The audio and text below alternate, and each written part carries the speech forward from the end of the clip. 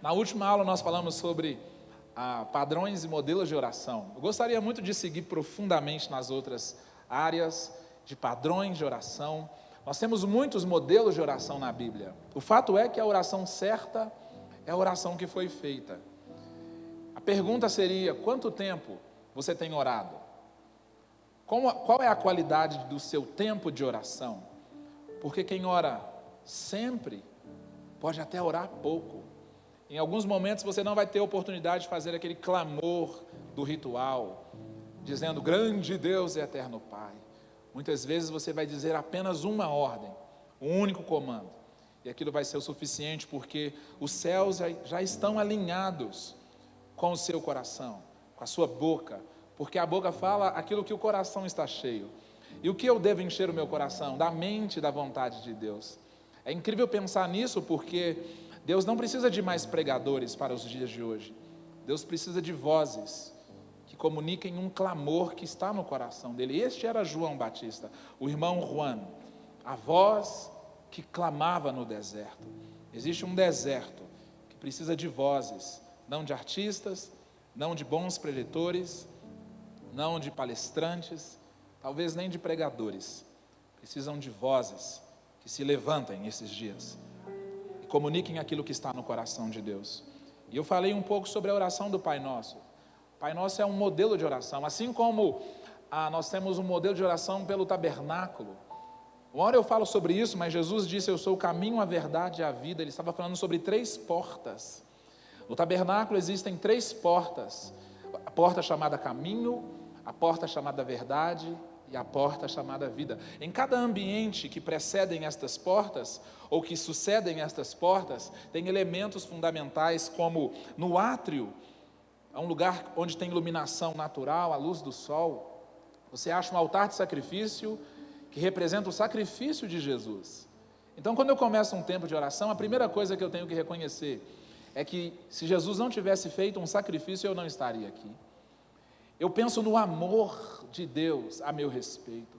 Eu posso orar 24 horas, 48, 72, só neste elemento do tabernáculo, que é o altar de sacrifício, onde representa Jesus sendo imolado na cruz, onde o Cordeiro foi morto pelos nossos pecados. Eu reconheço que sou um pecador e corro para a pia, onde eu posso me lavar. Lá tem a pia de bronze, onde você pode se lavar, se purificar, onde você tem uma água que limpa. Jesus disse: vocês estão limpos pela palavra que eu tenho comunicado a vocês. Existe um tipo de pureza que vai além da impureza. Existe um tipo de impureza que vai além da sujeira externa ou do pecado que você possa cometer. Existe um tipo de pureza que você só pode ter se você passa por esse processo de santificação. É diferente purificação e santificação. Uma hora a gente fala melhor sobre isso. Mas você entra para um outro ambiente chamado átrio. Lá já não tem luz natural mais. Não é qualquer pessoa que pode entrar lá. É um nível de ousadia um pouco maior. A maioria dos cristãos param no átrio, onde fazem os seus sacrifícios, onde oferecem as suas ofertas. E ali eles buscam uma limpeza. Nem que seja uma consciência limpa de ter uma semana turbulenta, pecaminosa, de xingamentos. Aí no domingo eles vêm ao átrio, trazem o seu cordeirinho, vão na pia, fazem a sua lavagem e dali mesmo voltam para casa. Mas quando você entra no caminho, você vai se defrontear, você vai se deparar com verdade. E é aquilo que começa a te libertar. Porque algumas pessoas, quando começam a ver a verdade, elas retrocedem, elas falam: eu não quero isso para a minha vida. É a verdade que liberta. Você pode entender que é livre, mas liberto é um nível diferenciado. Aí você começa a passar por um processo de libertação de fato. E dentro deste ambiente, você encontra um candelabro, onde tem lâmpadas, 7 lâmpadas, representando os 7 Espíritos de Deus. Lá também tem uma mesa de pães, onde representa comunhão, onde representa a palavra. E neste candelabro, onde tem o sétuplo Espírito de Deus, você pode usufruir desta doce e gloriosa persona, essa personalidade, esta pessoa da Trindade, que é o Espírito Santo, onde te dá conhecimento, entendimento, temor, sabedoria, e daí vai embora. Mas você não pode ficar de costas para um lugar chamado altar de incenso, onde o sacerdote trazia incensos e ali oferecia um aroma ao Senhor. É interessante demais porque lá fora as pessoas traziam seus pedidos de oração e este incenso conduziam as orações aos céus. É muito bonito porque eu estou me contendo aqui para não entrar num assunto que não é o assunto da noite, mas o sacerdote ele devia buscar essências no campo para produzir um perfume único. Ele tinha que achar 10 cheiros bons e uma essência ruim, somente uma ruim, 10 boas, 10 cheiros de bons aromas, de bons perfumes. E quando ele misturava aquilo com uma ruim, eu entendo que as nossas orações não devem ser contidas principalmente de pedidos, de coisas que não têm cheiro muito bom, mas as nossas orações, aquelas que conduzem principalmente o nosso pedido a Deus, elas devem ter bons perfumes, devem ter bom cheiro, louvor, honra, gratidão, bendiciones, gratidão. Mas o que mais me chama a atenção nesse contexto dos aromas é que o perfumista sabe que quando você toca em alguma essência, altera o cheiro. Então não eram apenas 11 essências, eram 12. E a 12ª era a essência do ser humano, a essência da pele do sacerdote. Ou seja, tinha que ter vida ali, tinha que ter uma participação pessoal ali. É bonito porque quando nós entendemos estes princípios, estes modelos e padrões de oração, você vai ver na mesa de pães que tem palavra, que tem oração com base na palavra, mas tem oração em comunhão também. Tem a oração em congregação, tem a oração que 2 precisam ligar, tem a oração que nós precisamos proclamar, tem a oração uns pelos outros, e tem a comunhão dos santos, na qual o Senhor libera bênção e vida. É bonito demais pensar assim. É bonito pensar que você não pode ter este ambiente de oração sem ter um comprometimento pessoal de vida, de tempo, de energia, de suor, talvez de lágrimas, talvez de gordura, de energia, porque algumas pessoas já desistiram até de orar. Mas também tem que ter sangue, tem que ter vida. Não basta você trazer bons aromas, não basta você comprometer aquilo que não te compromete, porque se você comprometer alguma coisa que não te compromete, você é casual e não comprometido. Aí nós adentramos para o terceiro ambiente. Agora não tem luz natural nem luz artificial, porque no santo lugar tem a luz do candelabro, a luz que o homem trazia lá de fora, a luz que ele trazia de fora e colocava lá dentro. Lá fora tem um altar que Deus acendia. Tem um texto bonito que diz que o fogo deve arder continuamente e não deve se apagar, porque a responsabilidade de manter aquilo aceso era do sacerdote, é sua, é minha. Existe uma responsabilidade. Existe uma responsabilidade. As pessoas querem capacidade sem responsabilidade. Existe uma responsabilidade que é sua e minha de manter aquilo aceso todos os dias. Você deve manter aceso um altar, da qual dele você vai ter iluminação, um ambiente de escuridão, do qual você vai poder acender ambientes de oração para conduzir suas orações aos céus e que sejam como aroma suave ao Senhor.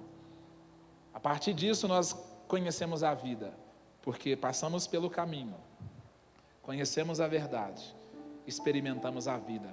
Lá dentro tem uma arca que representa Jesus.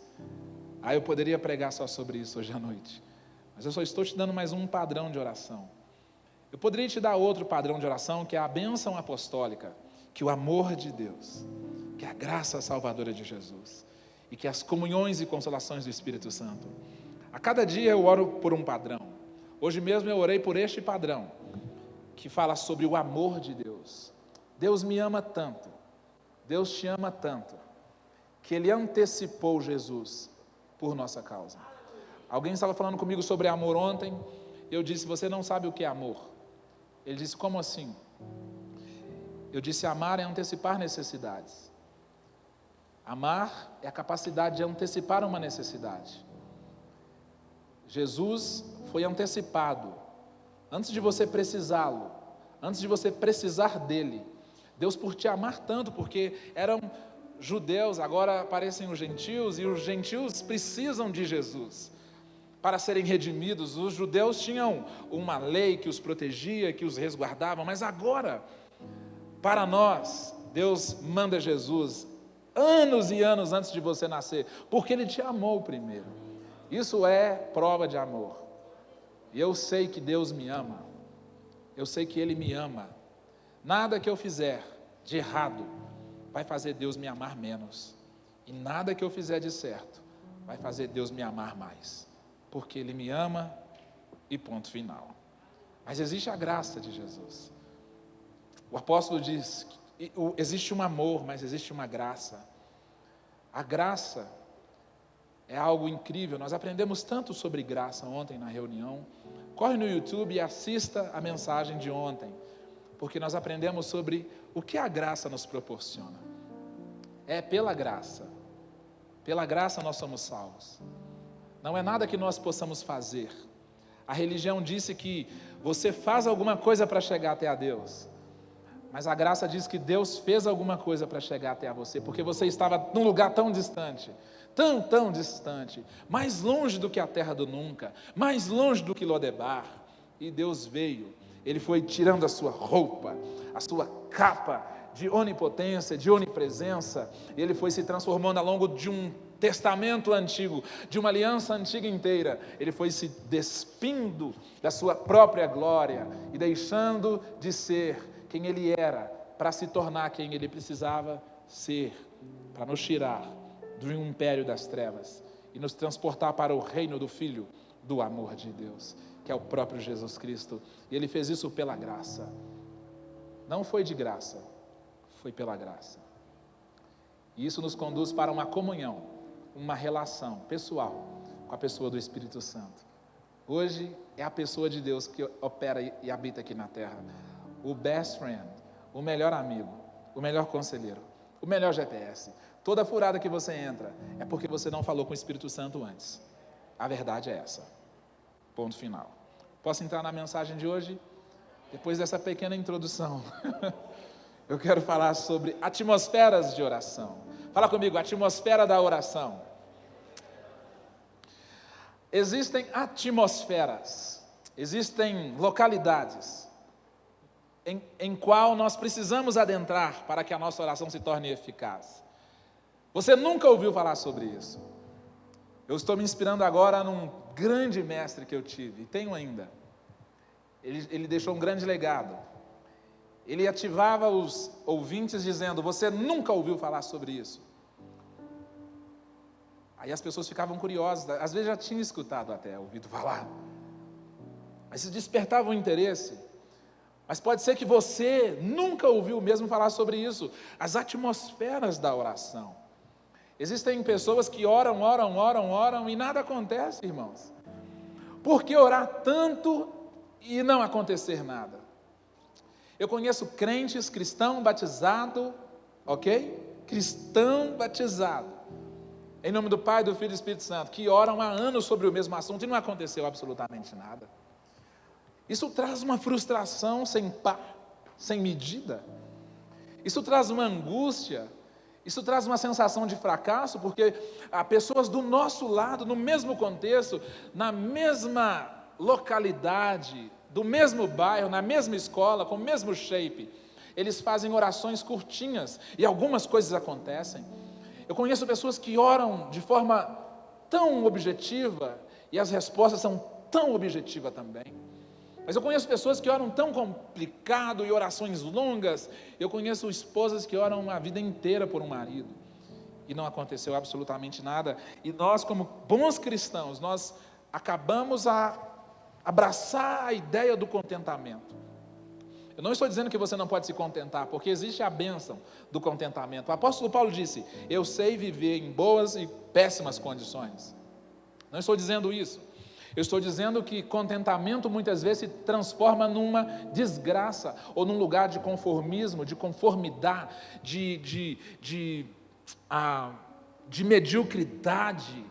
Muitas vezes o conformismo te mantém na pobreza, na miséria, te mantém dentro de um ambiente de limites, boundaries, limites. Um dia um rapaz chamado Jabes falou: Senhor, eu não quero viver esse tipo de vida mais, alargue as minhas tendas, poxa, tira de mim essa dor, me libera aí, Senhor. Poxa vida, só porque ele orou assim, Deus fez um milagre. Olha que coisa cabulosa.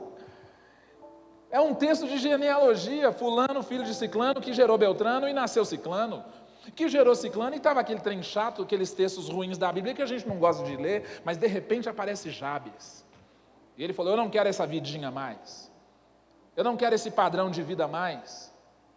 O que aconteceu? Será que ninguém orou antes dele? Será que ninguém antes dele orou? Aí vem o cristianês, aí vem a fala gospel. É porque não é tempo de Deus. Alguém que já ouviu isso além de mim? É porque Deus está te preparando para algo muito maior. Essa também eu já falei demais, irmãos. O pior não é você ouvir isso, o pior é você usar isso, essas barganhas mentais, para justificar uma vida fracassada dentro do reino, uma vida fracassada dentro da igreja. Peraí, eu sou um pregador triunfalista? Absolutamente não. Eu sei que no mundo tereis aflições, mas tem de bom ânimo, porque Jesus venceu e você também pode vencer. Nós somos mais do que vencedores. A dor é nossa amiga, porque ela nos promove, a dor me promove. Algumas pessoas têm sido interrompidas pela dor. O que é vencedor? É quem venceu a dor. O seu troféu é na medida da capacidade de dor que você pode suportar. Às vezes não está doendo nada e você, ai. A minha médica fala, de 0 a 10, qual é o nível de dor? Eu falo 0, e está doendo demais. E ela fala, não está doendo, eu falo, está doendo demais, mas é 0. Eu não quero conhecer a 10. Algumas pessoas, elas se contentam, mas outras não, outras apenas oram, e ficam com raiva, frustrado, desanimado, desiste. Aí vai para cartomante, vai para macumba, vai para outro tipo de refúgio espiritual, só porque a oração não teve efeito nenhum. Queridos, num ambiente de crise como este, se a igreja soubesse que a crise não muda ninguém, a crise só revela, talvez você ficaria entristecido com o seu comportamento. Quando vocês estão comigo aqui, falam amém. Prometo ser bem objetivo, mas eu vim aqui como voz profética hoje à noite. Eu quero que o seu futuro se manifeste já. Eu quero que haja uma aceleração nas recompensas que Deus tem para a sua vida. Quando você receber alguma coisa, você levanta a mão, comunica comigo. Eu quero que haja uma aceleração. Eu quero que haja uma ativação e uma aceleração em processos que estão demorando demais, em respostas que você pede a Deus há anos, mas você não recebeu ainda por falta de informação. A crise revelou você numa pessoa incrédula, revelou uma igreja fraca, uma igreja religiosa, uma igreja que gosta de ativismo, que tem pouca atividade, mas muito ativismo, porque atividade é diferente de ativismo. Igrejas lotadas de pessoas vazias, igrejas que os domingos ficam cheios de pessoas que durante a semana ligam para o pastor, para o líder de célula e pedem oração, porque elas não sabem orar, e elas são viciadas em pedir oração. Elas buscam igrejas que fazem eventos, que parece que quando uma única pessoa ora, é a pessoa forte. E não existe isso. Não existe isso. Existem ambientes e atmosferas de oração. E eu, como pastor desta igreja, ou como um servo aqui, eu não admito liderar cordeirinhos apenas. Eu fui chamado para liderar leões. Amém ou não, irmãos? Amém ou não? Guerreiros, amém ou não? Generais, sim ou não, família? Quantos generais temos aqui? Digam glória a Deus! Então nós vamos entender estes princípios. Talvez a crise te revelou uma pessoa fraca na fé. Você que está assistindo pela web e não esteve aqui, porque você prefere assistir um Big Brother, prefere comer um jantar e dormir cedo, continua nessa vida de pedir oração. Mas aqui tem um grupo de pessoas que decidiram mudar de vida, que decidiram entrar em atmosferas diferenciadas, porque esse é o melhor ano da nossa década, em nome de Jesus. Amém ou não, irmãos? Se vai aplaudir, aplaude mesmo. A crise não muda ninguém, e Cristo não muda ninguém. Cristo revela quem você é. Eu gosto disso, porque assim como a crise não muda, Cristo também não muda. Cristo faz você manifestar a sua verdadeira identidade. A sua verdadeira identidade. Jesus veio na terra como homem, para nos ensinar alguns princípios. E ele foi a primeira pessoa que entrou nessas atmosferas. A primeira atmosfera, e cada atmosfera determina a revelação que temos. Escreve isso aí, por favor. Escreva isso, por favor, que você vai precisar disso depois. Cada atmosfera determina a revelação que eu tenho. E cada revelação determina o resultado que eu obtenho. Quando você muda de atmosfera, você muda de revelação. Quando você muda de revelação, você muda de acesso. A atmosfera determina a revelação. O pastor Anderson falou aqui ontem que Deus é tão preocupado que Ele se revela no seu nível. Deus se revela no nível. O Salmo 24 diz: levantai a porta, ó vossas cabeças, para que entre o Rei da Glória. Ele vai se revelar para você na medida que você permitir, na medida do ambiente que você tiver, do ambiente profético, da atmosfera que você entra, Ele vai se revelar para você. Por isso Ele diz: levantai, ó portas, ó vossas cabeças, que a sua cabeça se abra, que a sua cabeça não seja uma cabecinha de bagre, uma cabecinha de alguém pobre espiritualmente, porque Ele é grande demais, e um Deus grande só pode fazer coisas grandes, irmãos. Um Deus grande só pode fazer coisas incríveis, amém ou não? Então a atmosfera determina a revelação. Para o padeiro, ele é o pão vivo. Para o astrólogo, ele é a estrela da manhã. Para o jardineiro, ele é o lírio dos vales. É tipo isso aí. Para o pedreiro, ele é a pedra angular. E aí vai embora. Em cada versículo da Bíblia, Jesus se revela de uma forma, porque a revelação determina os acessos. E a primeira atmosfera que me dá uma revelação de Deus é a atmosfera de Deus como Pai. Jesus causou uma revolução quando Ele diz assim, lá em Lucas capítulo 11, versículo 2: quando vocês orarem, digam: Pai, santificado seja o teu nome. Ele causou um reboliço quando Ele disse: quando você for orar, chama Deus de Pai. Por quê? Na cabeça daquelas pessoas, lá na lei, Deus é um ser supremo. Deus é Deus e ponto final, aleluia. Ele é Deus, aleluia. Terra, fogo, água, coração. Espera aí, mas e essa divindade toda? Para onde que foi? E o temor, para onde que foi? Ele é Deus ou Ele é Pai? Você tem falado com Ele como Deus ou como Pai? Porque é diferente.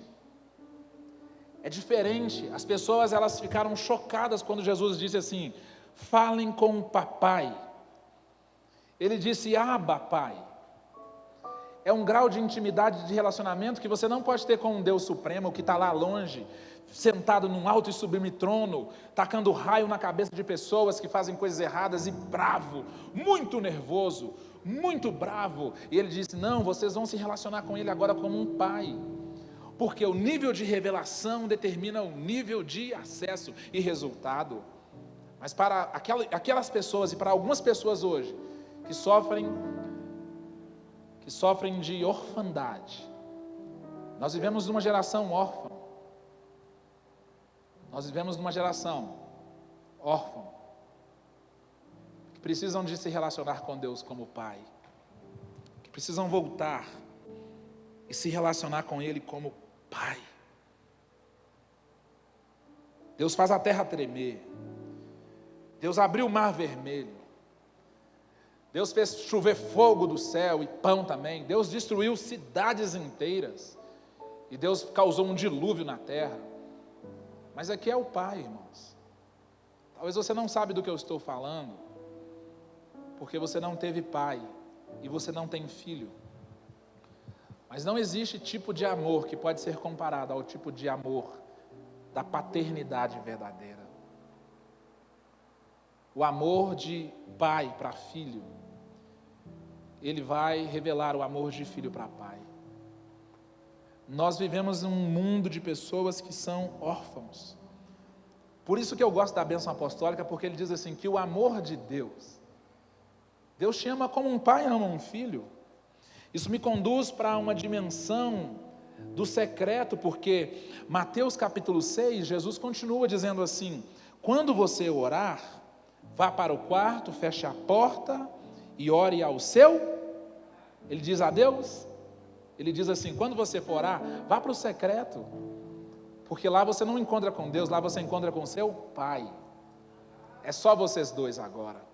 É o nível de intimidade, o secreto. É um nível de intimidade tão exclusivo, tão pessoal. E isso trará benefícios. Porque diz, o Pai que está em secreto vai te responder publicamente. A versão original diz que o Pai que te ouve em secreto, ele responde publicamente. Lá no secreto, nós temos essa dimensão de amor, de provisão, esta dimensão de paternidade que algumas pessoas não têm ainda. Deus não esconde nada de pessoas que são íntimas dele. Deus não esconde nada de pessoas que são íntimas dele. A questão é que Deus não tem filhos prediletos.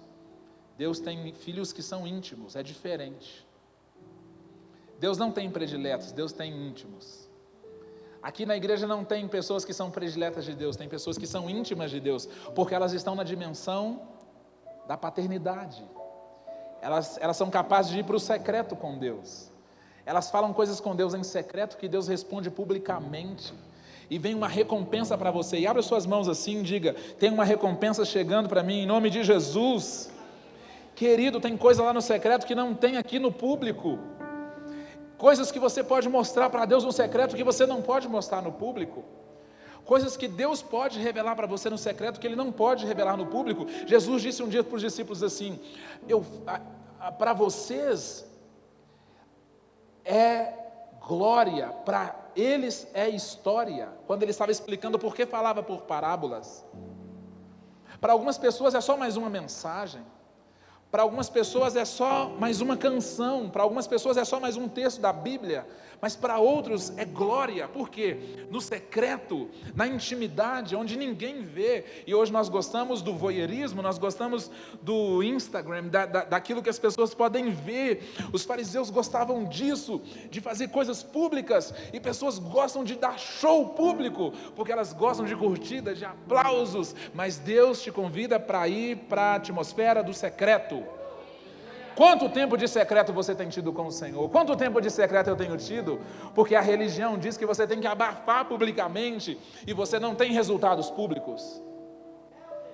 Mas o relacionamento que determina o grau de revelação, que vai determinar o grau de acesso, começa lá no secreto, lá no íntimo, onde você se desnuda, onde você fica nu. Onde você não precisa esconder mais, porque Deus é o Deus de intimidade. E Abraão escondeu de trás de uma árvore, quando Deus quis se manifestar para ele. Sai de trás dessa árvore que você está nela aí, e volte para o secreto. É impossível não produzir frutos. Falava com o pastor Anderson ali agora. Deus não distingue pessoas, Deus distingue frutos. Árvores boas e árvores ruins, elas são definidas assim: produzem, não produzem, é tudo árvore. Deus não distingue pessoas, Deus distingue frutos. E num lugar de intimidade, eu profetizo que tem uma irmã gestante aqui, em nome de Jesus. Ela nem sabe, mas ela vai dar um testemunho aqui semana que vem. Em nome de Jesus. No ambiente profético, tudo que falamos vira uma profecia. Umas disseram misericórdia, outros disseram isso é para mim, eu recebo. É para você mesmo que recebeu. Mas a intimidade entre um casal é a única coisa que pode fazer filhos serem gerados. Tem algumas coisas entre você e Deus que só vão ser geradas a partir da intimidade. Amém ou não? Levante a mão direita. Não me fale seu tempo de oração, não me fale quão íntimo de Deus você é. Não venha falar o tempo de oração que você teve hoje. Fale o tempo de intimidade que você teve com Deus. É diferente. Pai, nos leve para um lugar mais profundo de intimidade com o Senhor. Existem tesouros escondidos que vão ser manifestos a partir da intimidade. Em nome de Jesus, bênçãos que estão escondidas lá dentro, não está no auditório da igreja, não está no grande templo ou no pequeno auditório, não está no grupo de oração ou de intercessão, está no lugar da intimidade entre eu e o Senhor, porque eu sou teu e tu és meu. Eu quero, Senhor, entrar neste lugar, no átrio, no santo, no lugar onde o Senhor habita, no esconderijo do Altíssimo, onde eu posso descansar à sombra dos seus braços fortes. Oh, Rabacica Talabassai. Recebe seu milagre em nome de Jesus, porque você está numa atmosfera chamada lugar secreto. Existem orações poderosas que não saíram da sua boca, mas elas saíram do coração, porque mais vale uma boca sem palavras do que um coração que fala aquilo que não devia falar. E Deus está atento às orações que você tem feito no secreto. O apóstolo Paulo disse no livro de Efésios capítulo 3, versículo 14: por esta razão eu ajoelho-me diante do Pai, do qual recebe o nome toda a família dos céus e na terra. Eu oro para que as suas gloriosas riquezas, com as suas gloriosas riquezas, tem gente que vai ficar rica esse ano em nome de Jesus, financeiramente, espiritualmente, emocionalmente, riquezas. O apóstolo Paulo diz: com suas gloriosas riquezas, fortaleça no íntimo com o seu poder, do seu poder, por meio do seu Espírito, para que Cristo habite no coração, mediante a fé. Eu oro para que vocês, arraigados e alicerçados em amor, olha o que vem agora, possam, juntamente com todos os santos, compreender a largura, o comprimento, a altura e a profundidade, e conhecer o amor. Fala comigo, amor. Respira fundo e diga assim: amor. Amor. Amor. Amor. Essa palavra que se transformou em algo tão vulgar nos dias de hoje, porque a pessoa sai hoje a primeira vez, amanhã já chama de amor.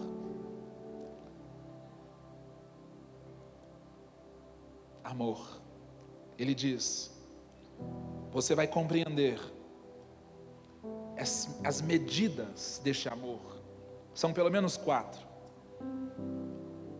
De Cristo, que excede todo o entendimento, para que vocês sejam cheios de toda a plenitude de Deus. Essa é uma boa aula, sim ou não, irmãos?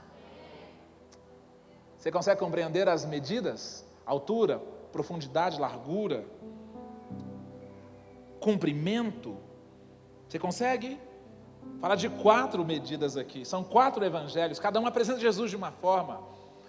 Existe um ser que tem 4 faces. Mateus vem mostrando Jesus como leão. Ele ruge como leão. Ele te confronta muitas vezes com o rugido dele. Não é afronta, é confronto. Neste lugar de intimidade você conhece esta face do Pai, de leão. Tem uma geração de vidro que não pode dar uma miada perto deles, que eles quebram todo. Cheio de mimimi. Não pode pedir nada que a pessoa faz bico. Não pode repreender, não pode corrigir. Você quer ver o nível de liderança de uma pessoa? Veja a capacidade dela de ser confrontada. Principalmente por Deus, segundo pelos seus líderes. Ele ruge para que você desperte.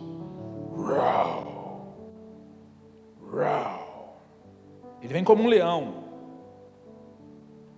que te confronta. Se você é um crente de vidro, você não vai poder se relacionar com Deus na atmosfera da paternidade, porque Ele vai olhar para você bravo às vezes e vai chamar a sua atenção mesmo. Ele vai rugir. Este é o que Mateus apresenta. Marcos já vem com um boi. Amor, boi, aquele que tem a capacidade de carregar. Ele te carrega nas costas. Ele te suporta, Ele te dá força. Ele é um Deus longânimo. Na hora que você precisa, Ele só te pega no colo e fala assim: ó, vem papai. Papai te ama demais. Bonitinho, né? É tão gostoso ser carregado por Ele, suportado por Ele. Existem momentos, irmãos. Há alguns anos atrás, algumas décadas atrás, tinha um poema muito famoso chamado Pegadas na Areia. Não era assim? Vocês não eram nascidos nessa época? Lindo demais, né? Pegadas na areia. De repente, uma pegada desaparece. Sou eu no colo dele. Aleluia. Mas aí Lucas vem como homem, a figura do homem, filho do homem. Lucas apresenta Jesus como filho do homem. Esse tem empatia. Esse chora com você, esse te ama, esse fica triste, esse tem compaixão. Porque tem gente que acha que Deus é uma pessoa assim, totalmente indiferente, né? Você errou, problema seu. Ele chora conosco. Ele é empático, irmãos. Você que é ruim. Eu que sou ruim, intolerante. Porque seu pecado é diferente do meu, você acha que eu sou pior do que você? Mas Deus, Ele é empático. Jesus se fez pecador por minha causa. E quando Ele me olha, todo sujinho, Ele fala assim: rapaz, eu sei o que é isso aí. E eu te amo. E nós só descobrimos isso no ambiente de intimidade. Posso continuar assim ou não? João fala da águia já. A águia. Eu quero profetizar sobre a sua vida. Porque existe um amor leão que ruge e te desafia e te confronta. Existe um amor boi, esse pai que te coloca nas costas e te leva aonde precisar. Existe esse amor homem, que tem compaixão das suas fraquezas e debilidades, mas existe o amor águia, que vai te fazer voos mais altos este ano, que vai te levar para as alturas, em nome de Jesus, que vai te tirar da dimensão terrena e de níveis medíocres e vai te levar, porque assim que ele começa o evangelho de João, ele diz: no princípio era o verbo, e o verbo, ele começa lá em cima, irmão. Este ano você vai começar lá em cima, em nome de Jesus.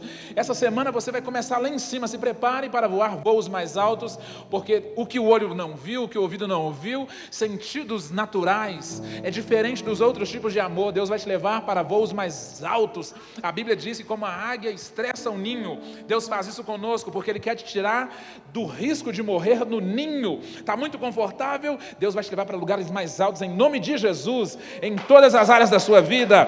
Recebe isso aí, porque nós não somos uma igreja rasa, nós somos uma igreja alta, nós somos uma igreja que voa alto, irmãos, e é isso que nós vamos buscar este ano. E você só consegue isso no secreto, em nome de Jesus. Amém, família? Vou te dar mais um aqui. A atmosfera de Deus como amigo. Amigo. É o pai, agora é amigo. Lucas capítulo 11, versículo 5. Fico tão feliz de poder falar assim para uma igreja que veio para aprender.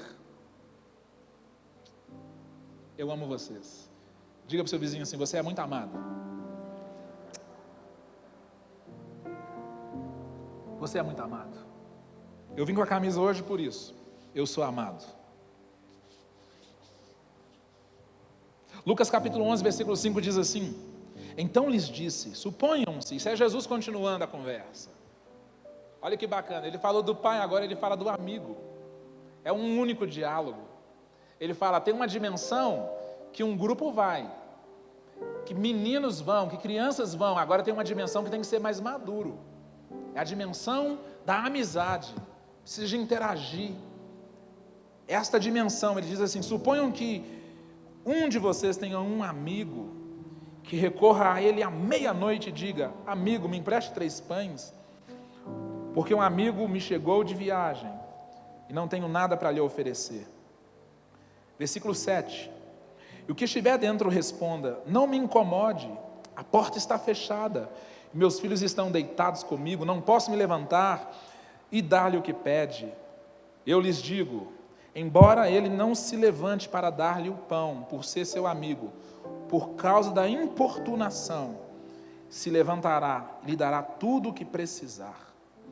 Deus procura adoradores, mas Ele também procura amigos. Deus procura pessoas que prestem cultos, mas Deus procura pessoas para compartilhar, impartir, relacionar com Ele, num nível de amizade. É diferente, irmãos. É diferente. Você sabia que Abraão foi chamado de amigo de Deus? Olha o que diz lá em 2 Crônicas, capítulo 20, versículo 7.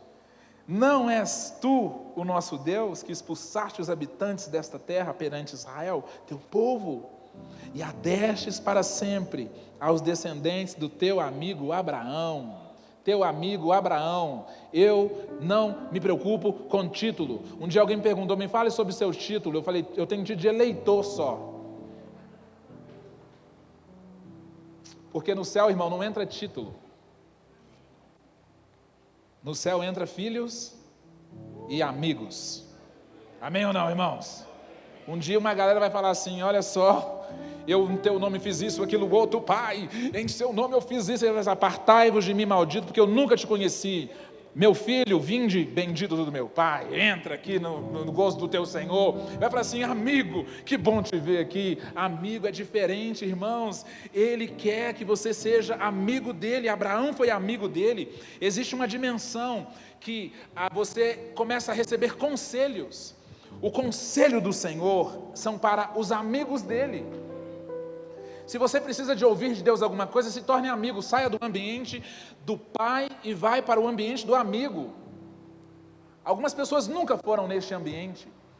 Alguns crentes nem sabem que existe este ambiente de oração, de intimidade com Deus. É o ambiente da amizade, é o ambiente que Deus chega no seu ouvido assim na hora do culto e fala uma coisa que só amigo tem coragem de falar. Principalmente na hora do culto. Amém ou não, irmão? Existe um ambiente que só a amizade comporta. Jeremias, capítulo 23, versículo 18, diz assim: mas qual deles esteve no conselho do Senhor, para ver e ouvir a sua palavra? Quem das pessoas de hoje puderam ouvir o conselho de Deus? Quais pessoas que você conhece que sabem o conselho de Deus para esses dias? Que Deus fala segredos, que são amigos de Deus. Existe uma cumplicidade aqui. As pessoas que ouvem o conselho de Deus sabem qual é o propósito delas aqui na terra, qual o desígnio delas aqui na terra. Antes de você ser formado no ventre da sua mãe, Deus já te planejou. Você só descobre isso quando você se torna amigo dele, porque ninguém vai te falar isso, você não vai descobrir isso de outra forma, você só vai descobrir isso quando um amigo chamado Deus vai te dizer: é para isso que eu te trouxe aqui na terra. Está escrito, irmãos, lá em Efésios, capítulo de número 2, versículo 10, porque somos feitura ou criação. A versão original diz poema. Nós somos um poema de Deus, nós somos um poema. Somos uma poesia de Deus. Olha que bonito. Diga para o seu vizinho assim: você é uma poesia. Você é um poema. Se o casal tiver brigado, aí que tem que falar mesmo. Diga assim: você é um poema. Vamos fazer as pazes agora em nome de Jesus. Porque você é um poema de Deus. E lá diz assim: para fazermos boas obras, a qual nos preparou bem antes da fundação do mundo, para andarmos e praticarmos ela. Você vai descobrir essa semana ainda, em nome de Jesus, qual o sentido da vida, para que você foi planejado, para que você está aqui na terra, em nome de Jesus, em nome de Jesus. Eu amo João capítulo 15, versículo 15, João 15, 15 diz assim: já não chamo de servo, porque o servo não sabe o que o seu Senhor faz de fato. Agora, amigo, ele diz lá, amigo, eu chamo você de amigo, porque tudo que eu ouvi do Pai, eu falo para vocês, tudo que eu ouço do Pai, eu conto para vocês. Alguns aqui vão ouvir segredos essa semana, segredos de negócios, segredos, não da vida dos outros, não é fofoca, são segredos, porque o nível da atmosfera determina o nível da revelação. E o nível da revelação, ele como amigo, ele te torna apto a ouvir segredos, isso vai te dar acesso, isso vai te dar capacidade de tomar a decisão que ninguém mais tem. Algumas pessoas não chegaram lá ainda, elas não descobriram ainda porque elas não se relacionam com Deus no âmbito da amizade, do relacionamento de amigos, e Ele não quer que você seja apenas um servo, Ele quer que você seja íntimo amigo, porque Abraão creu, e isso foi imputado como justiça, e ele foi chamado de amigo de Deus. O melhor título que você pode ter não é pastor, profeta, evangelista, mestre. O melhor título que você pode ter não é presidente, não é senador, não é doutor, não é qualquer coisa que seja. O melhor título que você pode ter é amigo de Deus, amiga de Deus. Quem é aquela pessoa? Ali é amigo de Deus, viu? Ali é amigo de Deus. Tem gente que se apresenta assim: eu sou amigo do pastor fulano de tal, eu sou amigo de fulano de tal, eu sou amigo de Deus. Amém ou não, família? Quantos amigos de Deus temos aqui? Digam amém. Aleluia, vamos dar um aplauso ao Senhor por isso, irmãos? Vocês não estão comunicando a altura. Deus não tem favoritos, Deus tem íntimos. Deus não tem favoritos, Deus tem amigos. Deus não tem favoritos, Deus tem pessoas íntimas. Deus não tem favoritos, Deus tem amigos. E para terminar, a atmosfera, que bonitinho. Para terminar, a atmosfera de Deus como juiz. Eu falei de Deus como pai, eu falei de Deus como amigo, mas existe uma atmosfera aqui, que ela é inédita para algumas pessoas, é Deus como juiz. Isso aqui vai mudar a sua vida em nome de Jesus. Isso vai mudar a sua vida. Algumas orações que você tem feito na primeira instância não resolve. Algumas orações que você tem feito na segunda instância, na terceira, você vai levar lá para o Supremo Tribunal Celestial. Amém ou não, irmãos? Porque existem tribunais celestiais. Tem gente que acha que a toga do Supremo Tribunal Federal é o mais alto escalão que existe, mas eu quero te falar que Isaías viu ele assentado num alto e sublime trono, e a orla, não é toga, é orla, é diferente. A orla de suas vestes enchia um templo. É bonito, isso é diferente, irmão. Nós temos um juiz que ele é acima de tudo e todos, ele é justo. Lá tem um advogado que é Jesus e tem um acusador que é Satanás. E algumas questões da sua vida estão travadas porque você não acessou esse tribunal celestial ainda. Você ficou no campo do natural. Talvez você foi no pai, você foi no amigo, mas você não foi no juiz. E aqui é a cartada da noite. O texto está em Hebreus capítulo 12, versículo 22. Diz assim: mas vocês chegaram ao monte de Sião, a Jerusalém celestial. Não é Monte Sinai, não é Boas Novas Barreiro, não é Igreja Universal ou Mundial ou Galaxial. Aqui está falando de Nova Jerusalém celestial. Irmãos, aqui está falando de um lugar que está acima de qualquer outro tipo de atmosfera que você possa ter ido. Isso está acima da paternidade, está acima da amizade. Aqui já é um supremo tribunal celestial, tribunais celestiais. E lá diz assim: vocês chegaram à cidade do Deus vivo, chegaram aos milhares e milhares de anjos em alegre reunião, a igreja dos primogênitos, cujos nomes estão escritos nos céus. Vocês chegaram a Deus, juiz de todos os homens, aos espíritos dos justos aperfeiçoados. Olha que lindo! Jesus, mediador de uma nova aliança. e ao sangue aspergido que fala mais do que o sangue de Abel. Diga comigo, tribunais celestiais. Fala mais uma vez, tribunais celestiais. Existem situações, queridos, que você só vai conseguir vitória se você acessar os tribunais celestiais. É isso aí. Existem alguns processos, existem algumas causas que elas estão precisando de que alguém se levante e vá para a atmosfera de Deus como juiz. Porque você fala assim, ó pai, paizinho querido, me ajuda, paizinho querido, e ele fala, eu te amo demais, eu sou seu protetor, seu provedor e seu promotor, mas aí não é comigo. Aí você vai para o amigo e fala assim, me dá uma força aí, me ajuda aí. Ele fala assim, olha, I love you, friend, mas aí não dá para mim. Mas tem um caráter de Deus, tem uma atmosfera, e Jesus fala disso. Jesus continua o diálogo aqui, Lucas capítulo 18, versículo 1, lá ele fala assim, então Jesus contou aos discípulos uma parábola, para mostrar-lhes o que eles deviam orar sempre e nunca desanimar. Orar sempre e nunca desanimar. Orar sempre e nunca desanimar. Orar sempre e nunca desanimar. Você tem que ir para outra instância, querido. Você tem que dar um passo para a segunda milha. Por que não tem engarrafamento na segunda milha? Porque não é todo mundo que está disposto a ir lá.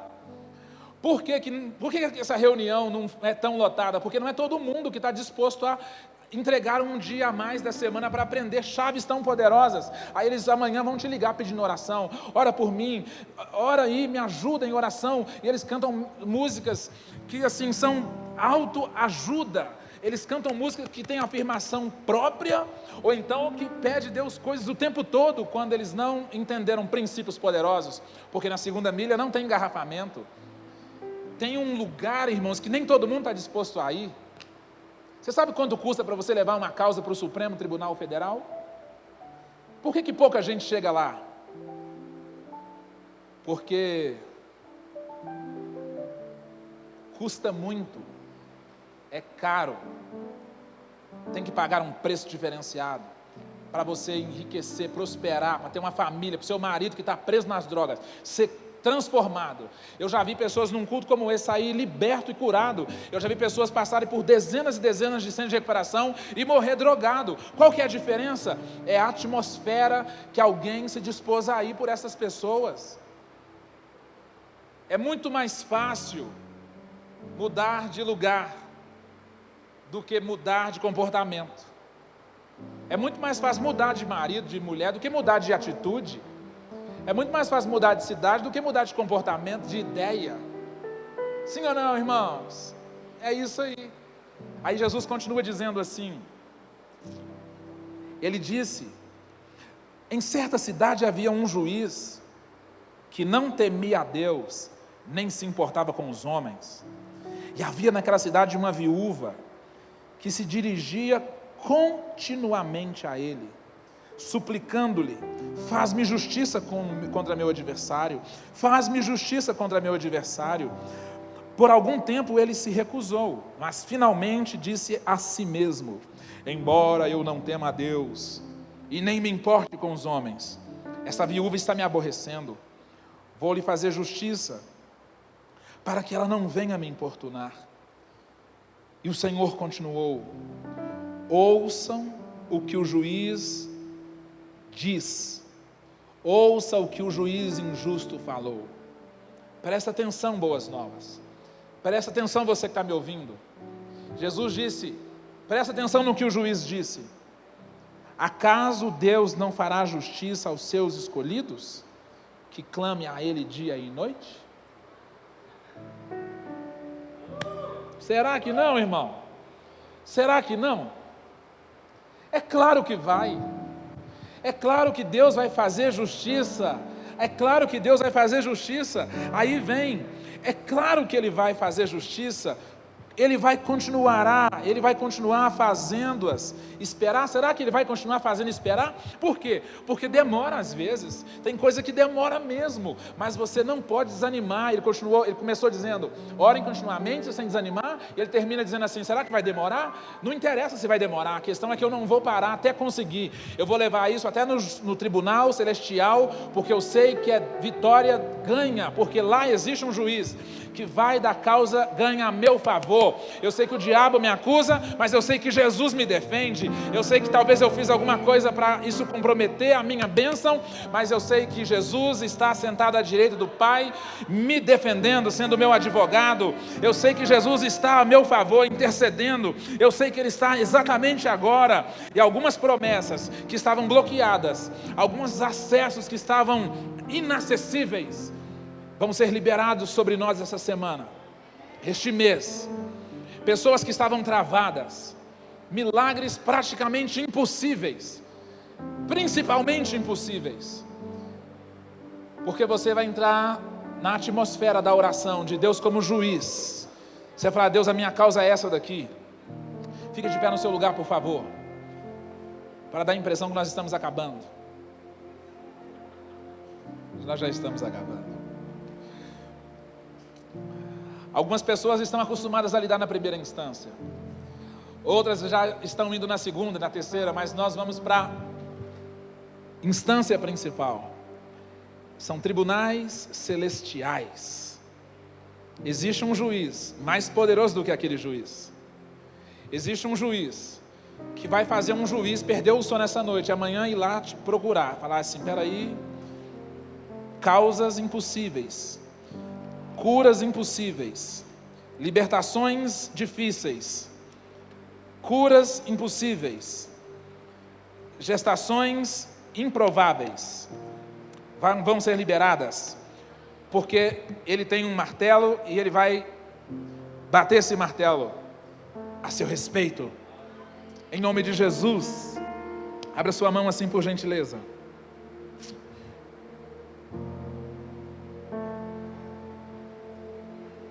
Isaías 43, versículo 25 e 26. Lá diz assim, irmãos, tem até na tela, vou ler na tela, o livro de Isaías,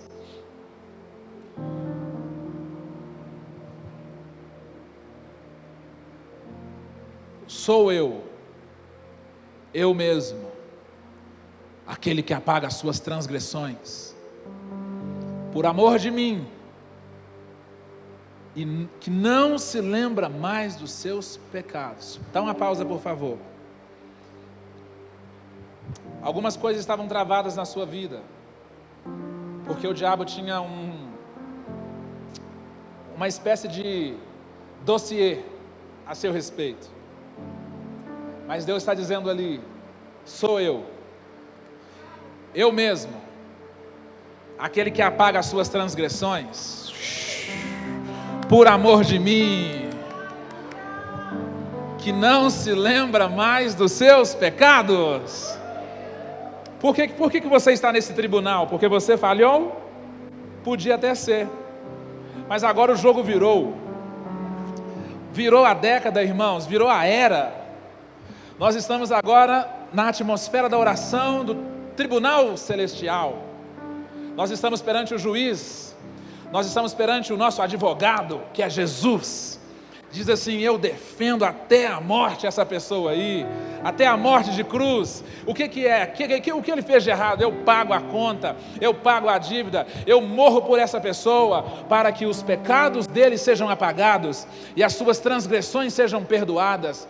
Que ninguém se lembre mais destes pecados, que esses registros sejam rasgados, que esses arquivos sejam deteriorados, a fim de que no 26, aleluia, relembre o passado para mim.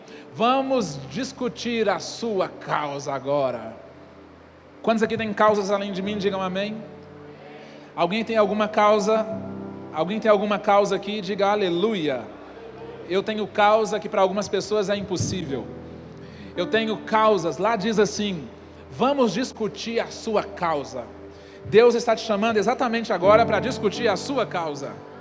Deus está chamando esta igreja, esta sociedade, Deus está nos chamando esses dias para discutir a nossa causa, irmãos.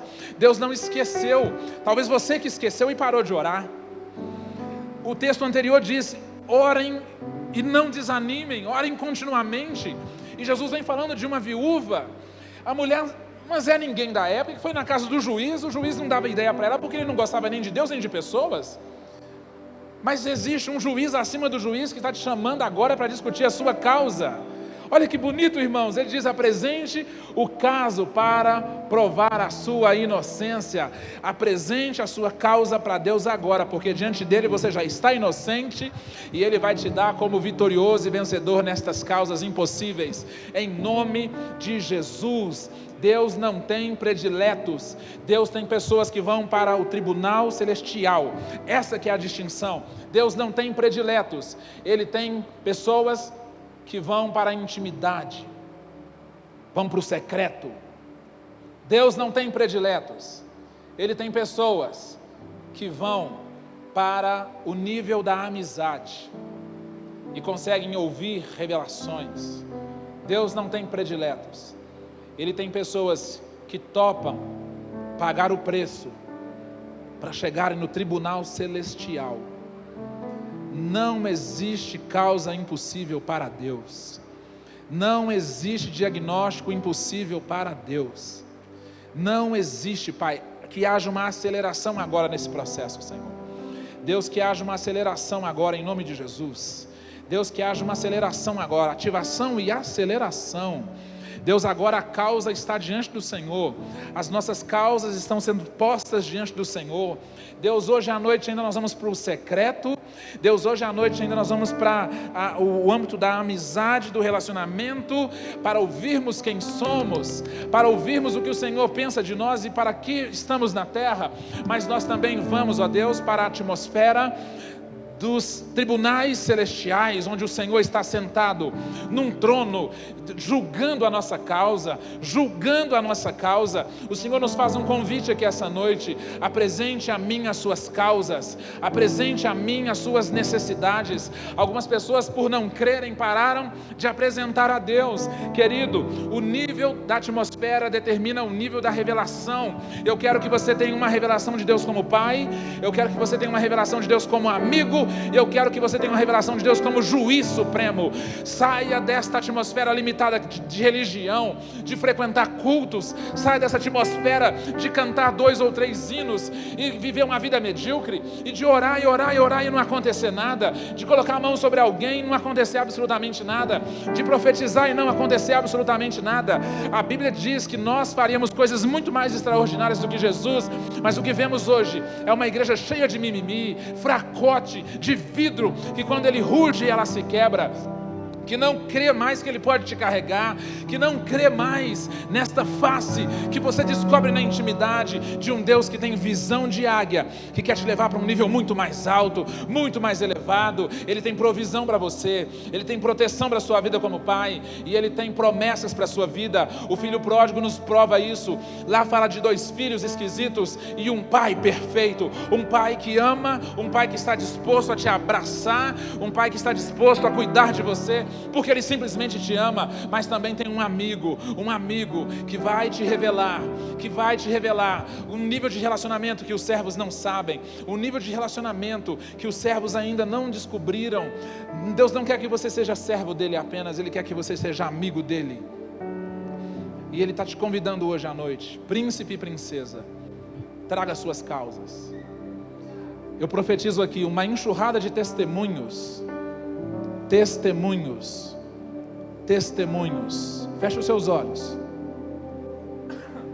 Testemunhos,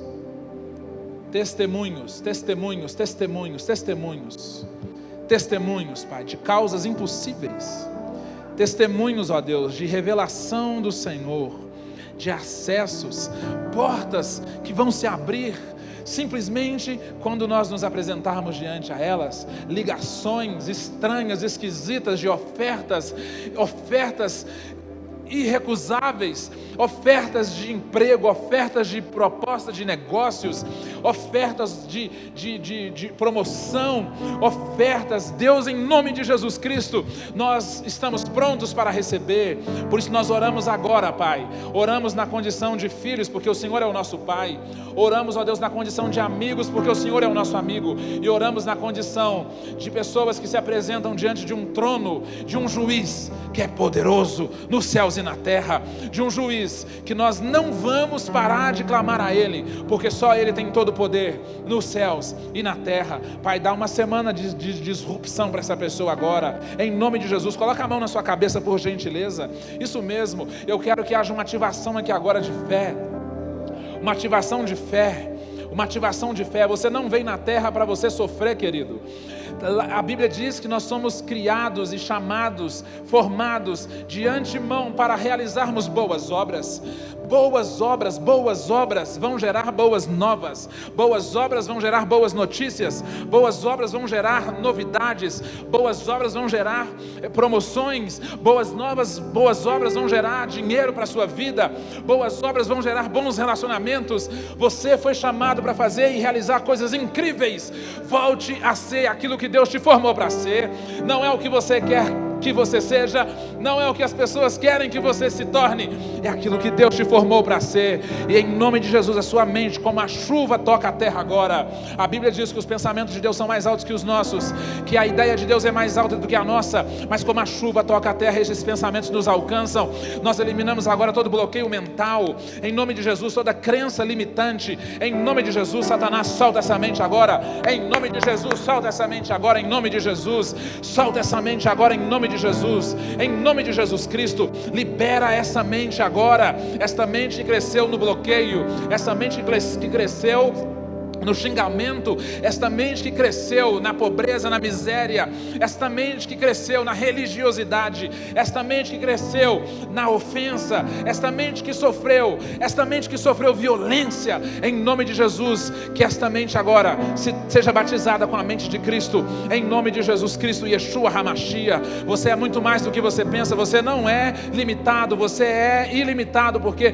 o poder de Deus opera em você, o poder de Deus se aperfeiçoa em você. Você tem um Espírito Santo, você é vitorioso e não é vítima, você é vitorioso, você é vencedora, minha irmã. Você é curado e não doente, você é inteligente, você não é ignorante, você é ungido, você é separado pelo Senhor, você é separado. O que você precisa é orar, você precisa de orar na dimensão correta, na atmosfera correta, em nome de Jesus Cristo.